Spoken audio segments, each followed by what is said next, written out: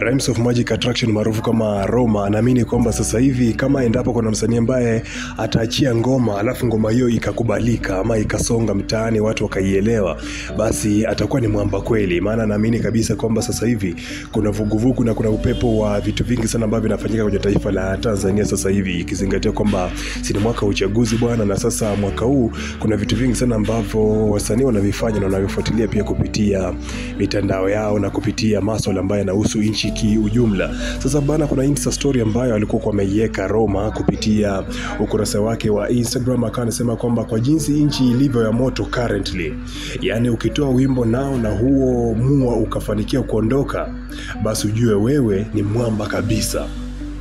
Yani kuna vitu vingi sana ambavyo sasa hivi watu wanafocus navyo nje ya muziki, nje ya burudani, masuala ambayo yanahusu taifa kiujumla. Yani tuseme kwamba siasa, kuna namna ambavyo sasa hivi imefunika game la muziki wa Bongo Flava kiasi kwamba watu wengi focus yao kubwa sana ipo kwenye masuala ya siasa zaidi ya masuala ya muziki. Sasa Roma anasema kwamba kwa yote ambaye atafanikiwa kutoa nyimbo sasa hivi na nyimbo hiyo ikafanya vizuri ama ikapokelewa na ikasonga mitaa ikaielewa, basi wewe utakuwa ni mwamba zaidi. Mimi naamini kwamba ni vitu vya kawaida kwenye kila nchi, ikitokea kwamba ni mwaka wa uchaguzi, watu wengi wana focus sana na masuala ya siasa, uchaguzi na vitu kama hivyo, lakini pia masuala ya muziki yanakuwa yanafuatiliwa, lakini sio hivyo. Na sasa hivi pia ukifuatilizia bwana, wasanii wengi sana wamefocus na masuala ya campaign, hususan kule Tanzania. Sasa hivi wasanii wengi wapo kwenye majukwaa ya campaign, yani hata kipiga show zao sio show ambazo tumezoea za kawaida. Sasa hivi wanapiga show ambazo zinahusiana na siasa mara nyingi sana, na wengi ambao pia wanaachia ngoma ni ngoma ambazo zinahusiana na vyama fulani vya kisiasa ama vinahusiana na mgombea fulani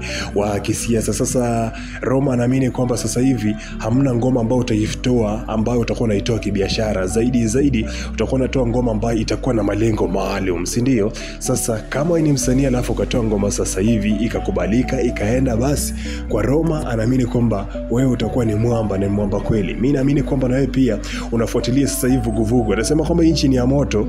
Akisema kwamba nchi ni ya moto, of course anamaanisha kwamba kuna vitu vingi ambavyo vinafanyika nje ya muziki, siasa kwa sana.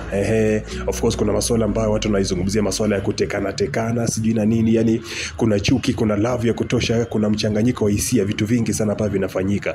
Sasa kama ukitoa mua wako na ukienda, Roma anaamini kwamba wewe ni mwamba. Kwako shabiki, unaamini kabisa kwamba ngoma yote ambayo inaachika iwe ndani ama nje ya East Africa, nje ya Africa, na ikakubalika na mashabiki, na maanisha kwamba wewe utakuwa ni mwamba kweli kama anavyosema Roma, ama unaamini kabisa kwamba ngoma nzuri inaweza kaenda kwa wakati wote ule? Stick around, lakini pia nipe maoni yako pale chini kwenye comment section. Kumbuka endelea kufuatilizia Rama K Online, sababu kila kitu ambacho kina happen kwenye tasnia sehemu yake ndio hii hapa. Stick around kama kaa.